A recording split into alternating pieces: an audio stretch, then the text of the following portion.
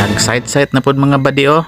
Continuation mga badi. Pag human na to disinfect ganihan, naliso na pod atong utok diri. Ug kani nga ato ang scratch pin mga badi, tarong kay ni pero atong giguba. Kay atong himuon og DIY grew out brooder pen para sa atong mga piso nga umaabot mga badi. Fast forward mga badi. Ato saning paspasan atong trabaho kay medyo hapon na gyud basig magabian ta diri.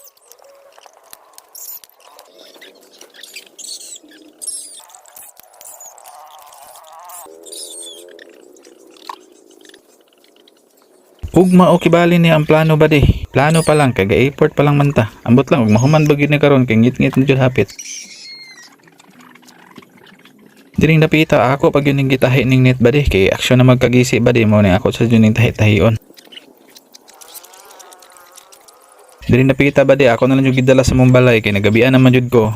Di po ko mahimutang o di gyud ako mahuman mo ako na lang gidala diri sa mong balay. Sa akong ka-excited mga badi no, halos di ko katulog badi. Sige jud ko balik-balik og lantaw. Ako yung ginaplanuhan og unsaon ako ni paggamit og unsay akong gamitan ani.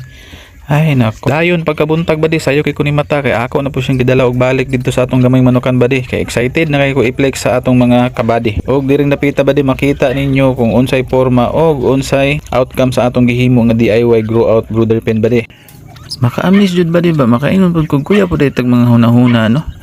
Mo nang daghang kay salamat ba di rin na lang tataman. Kapoy na mong tabi ba di oy.